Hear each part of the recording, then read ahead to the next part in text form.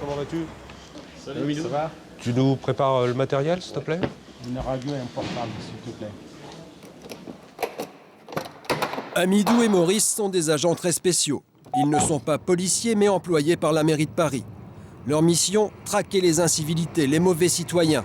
Ceux qui polluent, ceux qui salissent les rues, ceux qui ne respectent pas leurs voisins. Autant dire que nos deux inspecteurs ne manquent pas de travail.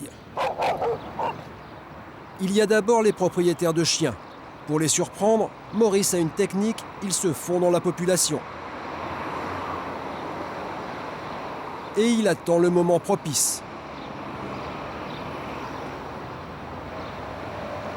À Paris, 200 000 chiens produisent chaque jour 16 tonnes de crottes.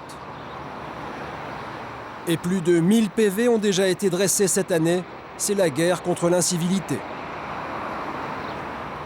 Cette fois, l'infraction est constituée. Amidou et Maurice interviennent immédiatement. Monsieur, bonjour. Nous sommes inspecteurs de salubrité de voie publique. Votre chien, il a commis, il a fait sa DG. Il a fait ça. Attendez, je vous rassure, j'ai des sachets. J'habite le quartier, je le fais tous les jours. Venez voir. Attendez, celle-là, je sais pas, mais je sais qu'à un moment, il était derrière le... Non, c'est mais ça. pas à côté, je regarde... à chaque Si, fois. il était à côté. Je suis désolé, peut-être que c'est sorti comme ça sans que je m'en aperçoive.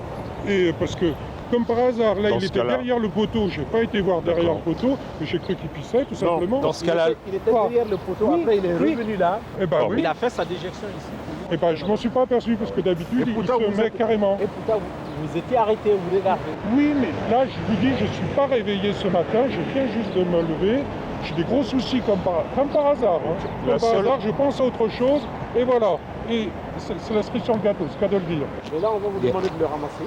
Oui, bien sûr, je vous dis, Et- regarde, j'ai 3 sachets, par précaution. vous ne mais l'avez alors pas là, ramassé là. franchement, ça, écoutez, je suis en train, j'ai mal aux Attention, yeux, là. vous mettez, Voyez, regardez. attention, vous mettez les pieds. Oui, bah merci. Ah oui, ça commence à m'énerver.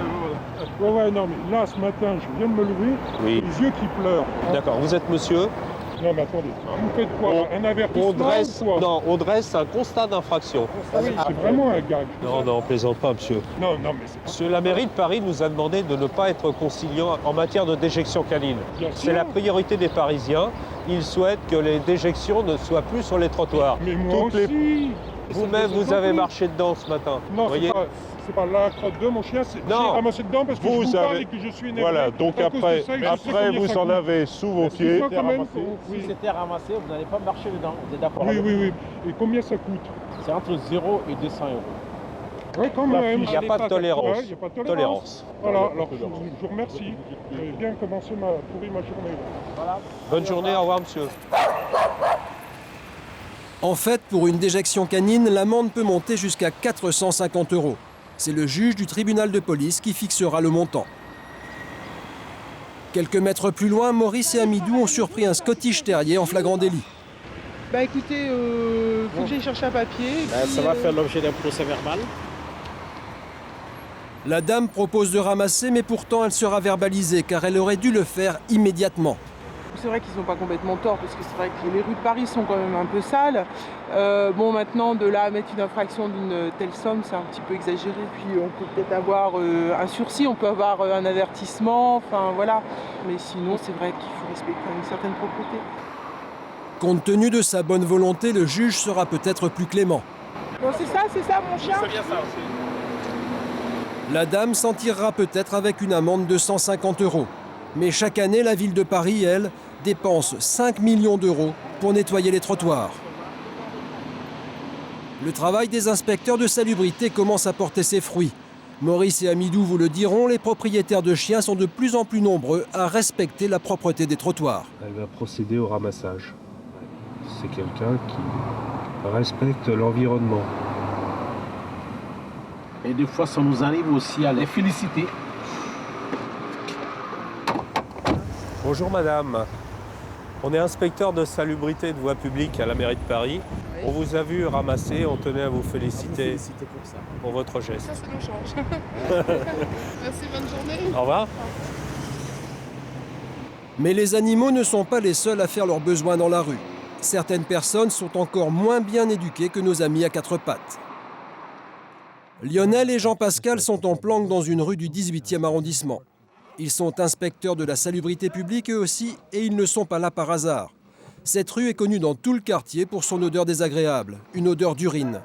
Certains profitent des petits recoins pour faire leurs besoins. Et les habitants du quartier sont excédés. C'est honteux ça. Ça se prend la piche là d'1 kilomètre à la ronde. Il y a une école maternelle, il y a 2 crèches. C'est honteux quand même. Vous habitez le quartier? Je suis né dans le quartier. Ouais. Ça fait 53 ans dans le quartier. Quand on voit ça, c'est honteux. Après une campagne d'affichage sans résultat, la mairie de Paris a décidé de passer à la répression. Avec l'expérience, Lionel et Jean-Pierre ont le coup d'œil avisé. Les suspects, ils les repèrent de loin. Il monte pas tubulaire là. Tiens, qu'est-ce qu'il fabrique là? Attends. Ouais. On laisse faire. Il s'est retourné, il y va. Pour chacun côté, on y va doucement, bien sûr. Immédiatement, nos inspecteurs interviennent. La preuve du délit est encore toute fraîche. Bon, ça va faire l'objet d'un procès verbal, un monsieur. Il ne faut pas uriner sur la voie publique. Non, c'est vraiment interdit. D'autant plus que là, vous avez des crèches, vous avez une école. On va établir un constat d'infraction, là, monsieur. Qui va partir au tribunal de police. On va payer combien? C'est le juge qui va décider après du montant de l'amende. Le montant de l'amende est le même que pour les chiens. Il peut aller jusqu'à 450 €. Mais ils vous disent pourquoi ils viennent tous dans la même rue, là? Une envie. Ils ont une envie. Ils ont une envie d'uriner, et puis ils voient cette petite rue qui est calme, qui a un petit recoin. Attends, ça va un peu sonner, quoi. Ouais. Les inspecteurs ont à peine le temps de terminer leur phrase qu'un deuxième homme est déjà passé à l'action. Ils vont l'interpeller et le verbaliser. Le coupable est un homme jeune, pourtant, il évoque des problèmes d'incontinence. Et lorsque vous recevrez cette ordonnance pénale, qui vous fixera le montant de l'amende, vous pouvez écrire au juge en lui précisant le motif pourquoi vous avez été amené à uriner sur la voie publique, que vous reconnaissez l'infraction, mais que, vu les problèmes de santé que vous avez, malheureusement, vous n'avez pas pu faire autrement ce jour-là. Voilà. Si vous ne le faites pas, lui, il ne le saura pas. Au revoir, monsieur. Les inspecteurs de la salubrité ne s'intéressent pas seulement aux déjections en tout genre. Dans leur ligne de mire, un autre fléau, les tas d'ordures sauvages qui poussent sur les trottoirs. Vous ne le savez peut-être pas, mais c'est rigoureusement interdit et ça peut coûter cher. C'est les ordures du... Nous retrouvons Maurice et Amidou. Ils viennent justement de constater une infraction. L'infraction, c'est un dépôt de détritus sur la voie publique. Les ordures ne sont pas mises dans le bac. Donc ça constitue une infraction au règlement sanitaire. On essaye de déterminer d'où provient l'infraction. Donc si on peut trouver quelque chose se rapportant, mais apparemment, il faut fouiller, j'ai pas pris les gants. Si on ne trouve pas d'indice se rapportant à l'infraction, on ne peut pas imputer à quelqu'un. J'ai trouvé un indice, Ce qui me plaît dans le métier de l'inspecteur, c'est tout ce travail de recherche, d'investigation. C'est pas un travail de routine, c'est un travail qui est plaisant, où on entre dans tous les domaines.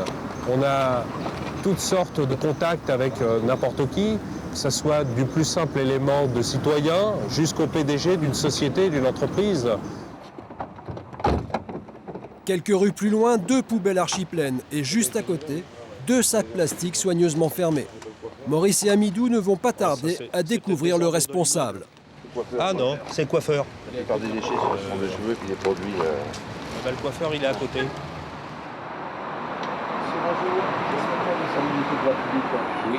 Le contrevenant, c'est bien lui. Ce coiffeur n'avait pas du tout l'impression d'avoir commis une faute. Pourtant, il aurait dû poser ses sacs en équilibre sur la poubelle. Ou alors, demander un bac supplémentaire à la mairie.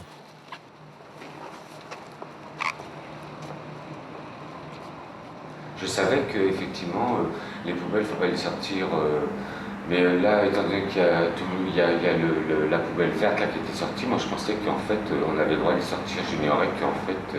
Tous les détritus doivent être déposés dans une poubelle, pas à côté. Et là, qu'est-ce qui doit payer l'amende, c'est monsieur? C'est monsieur qui a déposé, il est l'auteur matériel de l'infraction. C'est lui qui a déposé. C'est moi qui va payer l'amende? Ah oui, c'est vous qui l'avez déposé. Et l'amende, elle s'élève à combien? C'est le magistrat qui décide, mais en général, les gens nous disent qu'ils reçoivent à peu près 250 € à payer pour un dépôt. Parce que monsieur, il a déposé un petit sac, les petits. Oui, voilà, un petit sac, un gros, c'est pareil, c'est la même infraction. Ah bah dis donc, je pensais pas qu'ils allaient me verbaliser là pour 2 petites poubelles. C'est comme je vous dis, sachant qu'en plus il y avait déjà une poubelle verte de sortie. Donc c'est clair que pour moi, je ne me mettais pas en infraction. À partir du moment où les poubelles étaient sorties, ça voulait dire qu'il y allait avoir un ramassage, donc je mettais mes sacs poubelles. Voilà messieurs, ça c'est votre récépissé. Vous le gardez. Ben oui, je vais le garder. Dans 6 mois, vous allez recevoir l'ordonnance pénale. Paris, qui a fait de la propreté son cheval de bataille, a engagé 600 agents comme Maurice et Amidou. Des hommes chargés de faire respecter les règles élémentaires de l'instruction civique. C'est un métier que nous aimons beaucoup parce que nous aimons vraiment rendre Paris la plus belle capitale du monde, la capitale la plus propre du monde. C'est pour cela que nous aimons effectivement exercer ce métier. C'est un beau métier, ça rentre aussi en ligne de compte dans la préservation de l'environnement. La préservation de l'environnement, à l'évidence, est loin d'être une priorité pour tout le monde. La preuve, ces détritus à même le sol. Après une enquête rapide, Lionel et Jean-Pierre vont trouver les propriétaires de ce tas d'ordures. 80. L'école de théâtre juste en face.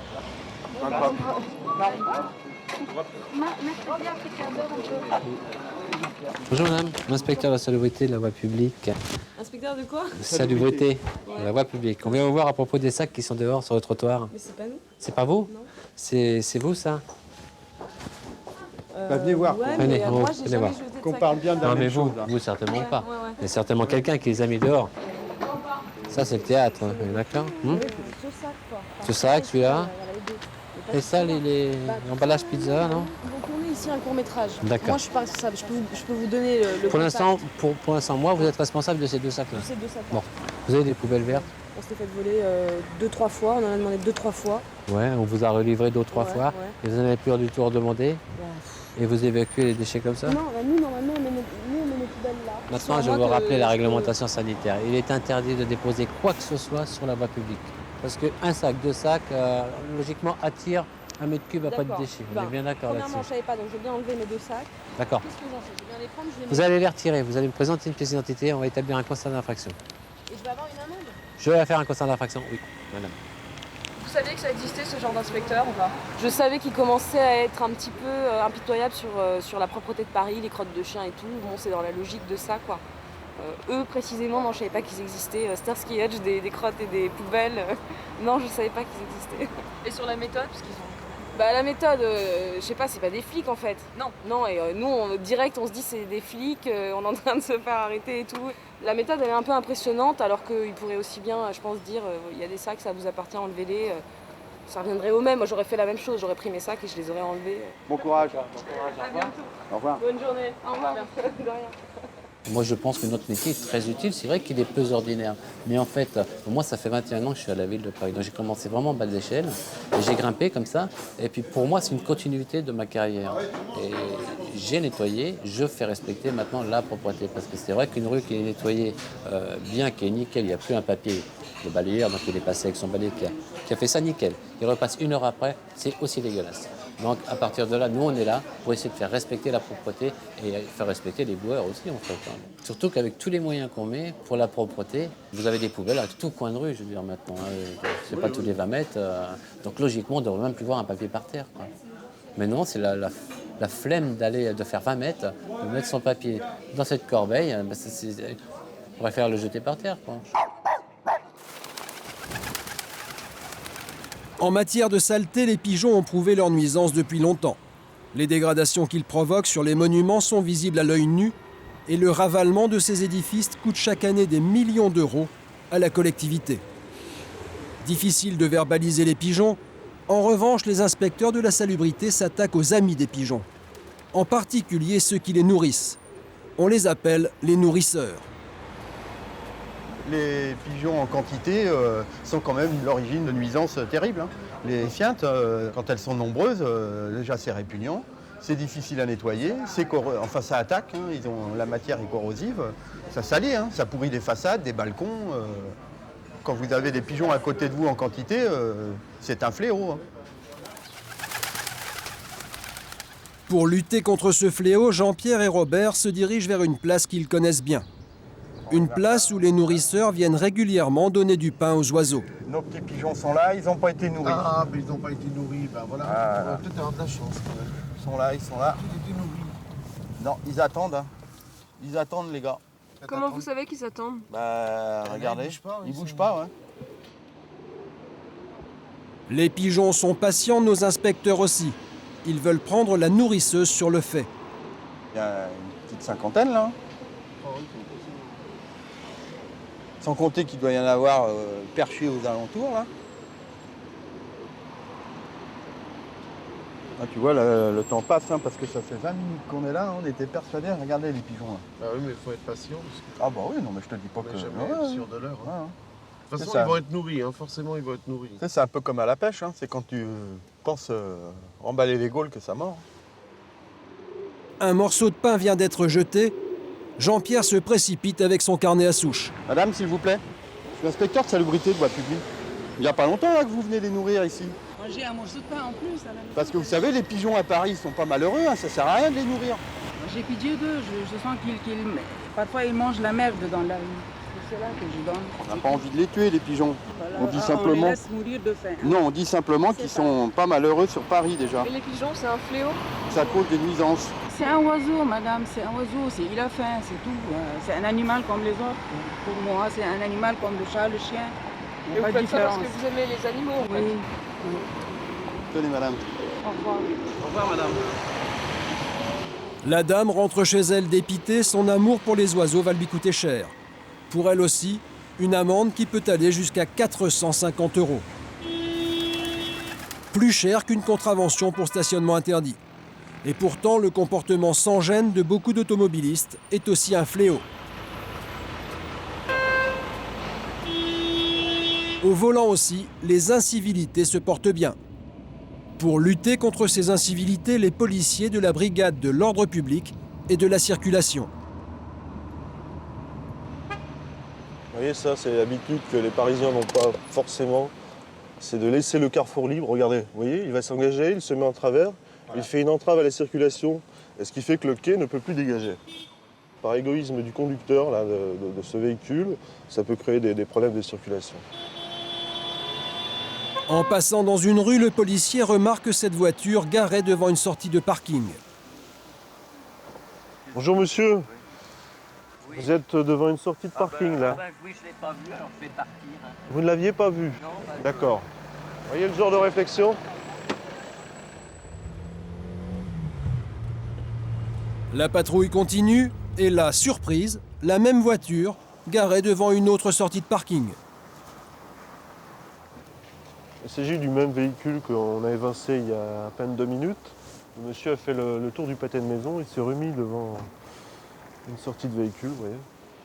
Cette fois, l'automobiliste écope d'une amende de 35 €. Quelques rues plus loin, une voiture garée sur une place réservée aux handicapés. L'emplacement est clairement signalé et sur le pare-brise, pas le moindre macaron autorisant le véhicule à stationner ici. Une quinzaine de minutes plus tard, un homme s'approche de la voiture. Pardon, monsieur? À première vue, il ne souffre pas du moindre handicap. C'est votre voiture? Oui. Vous avez vu, vous êtes garé, vous êtes sur une place handicapée? J'étais entré juste 2 minutes dans le magasin en fait, c'est tout. Nous, ça fait un petit moment qu'on voit la voiture plus que 2 minutes. Alors si quelqu'un, un handicapé arrive en voiture, pendant ce temps-là, qu'est-ce qui se passe? J'en ai aucune idée madame, mais franchement... Vous n'en avez aucune idée? Ben, il ne va pas pouvoir se garer, donc il va repartir plus loin. Vous trouvez ça bien? Non, je trouve pas ça bien, mais bon, j'avais pas le choix. Donc quelquefois, on est obligé de faire des choses même si on n'a pas le choix. Il y a plein de parkings, monsieur. Bon, madame, je suis vraiment désolé, mais ça, je dois vraiment y aller. L'homme est désolé, mais ça ne l'empêche pas de laisser son véhicule sur la place handicapée. Les emplacements réservés aux livraisons ne sont pas mieux respectés.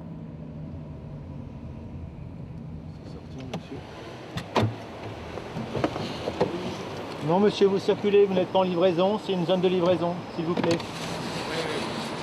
Vous voyez qu'il y en avait pour 1 minute. Ça veut dire que si on a pour 1 minute, un livreur arrive à ce moment-là, il est obligé de se mettre en double fil. Et 1 minute, bien souvent, ça veut dire 10 minutes, ça veut dire 20 minutes. Monsieur, bonjour. Est-ce que vous êtes un véhicule de livraison? Vous livrez? Ah non, si vous ne livrez pas, vous n'avez pas à vous mettre sur cet emplacement, vous partez, monsieur. Madame, bonjour. Là, c'est une aire de livraison, ça vous est interdit, alors je vais vous demander de quitter les lieux. Ah non? Pas 5 minutes, hein? Vous êtes pas très sympa, et vous me filmez en plus. C'est vraiment très Écoutez, c'est la réglementation, je suis désolé. Oui, hein. c'est vraiment incroyable. J'ai un rendez-vous, vous passez, je suis Ah non, non, non, vous partez immédiatement, on vous verbalise et on fait enlever le véhicule. Vous allez sur une aire de stationnement. Bon, j'ai hyper rendez-vous en plus. Allez, Vous voyez, tout de suite, dès qu'on fait gentiment appliquer la réglementation, on n'est pas sympa. Enfin bon, c'est pas Elle grave. pense pas au livreur, la dame. Non, non, pas du tout. Non. Elle voit que son intérêt personnel, elle a rendez-vous, elle est pressée, elle va prendre la place de quelqu'un qui veut livrer, le livreur va se mettre en double fil, va créer des problèmes de circulation, et puis ça, elle en a soit pas conscience, ou alors elle en a conscience, mais elle s'en fout, quoi. C'est ça le problème. On n'a pas fini encore. Le code de la route est pourtant clair. De 8h à 22h, les places de livraison sont exclusivement réservées aux camions. Tout le monde le sait, mais tout le monde s'en moque. Et quand les policiers ne sont pas là, certains en profitent pour se garer n'importe où, sans éprouver la moindre gêne. Monsieur, vous êtes sur une place livraison ici. Et ben du coup, les camions, quand ils arrivent, ils peuvent pas se garer. Comment? Là où tu commences, là où tu vois? Pardon, j'ai pas Là, compris. là, là-bas. Mais tout à l'heure, il y a un camion, il était obligé de se garer. Ça arrive, je m'en fous, mon camion. Vous vous en foutez? Au même moment, les camions cherchent désespérément des places pour se garer.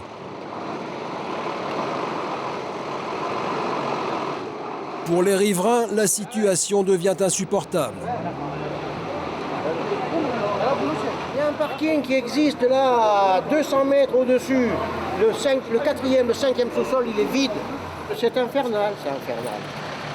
Ce monsieur proteste car il sait que ce sont ces automobilistes sans scrupules qui provoquent les embouteillages. La preuve, quelques mètres plus loin.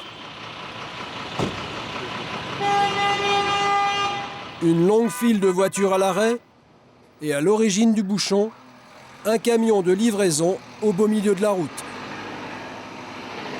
On s'en va en patience. Ça vous énerve pas trop, ça va? On est en retard, vraiment en retard. Dans ce genre de situation, les policiers savent qu'il vaut mieux intervenir le plus vite possible. Les gens sont de bonne humeur, donc ça se passe bien. Mais il ne faut pas que ça dure trop longtemps, sinon ça risque de dégénérer et on peut avoir éventuellement des différends suivis de coups. C'est pour ça qu'on est obligé d'intervenir relativement assez vite quand même. Allez-y, monsieur. Oh, pas là. Avance là-bas. Et alors, tu avances, merde.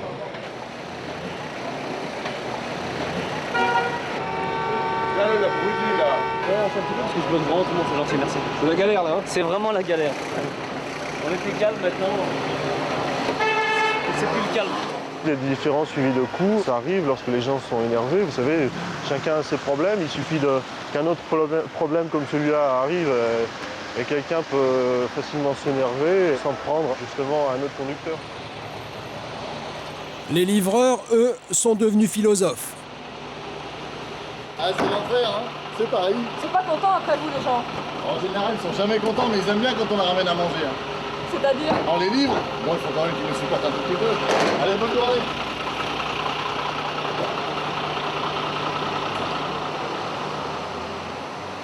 Ce que l'on espère, c'est que ces gens-là, tôt ou tard, vont changer de comportement au volant et essayer de faire en sorte en fait que les gens n'attendent pas qu'il y ait un policier à chaque carrefour pour avoir vraiment un bon comportement.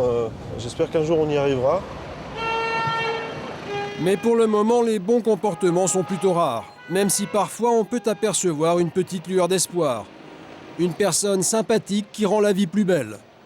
Au lieu de klaxonner avec agressivité, ce jeune homme propose aimablement ses services.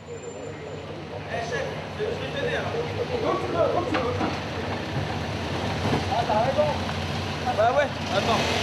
Tiens pas. Pourquoi vous l'aidez là? Bah, comme ça on peut rouler nous, parce que là, on va mettre 1 heure. À 2, c'est la moitié.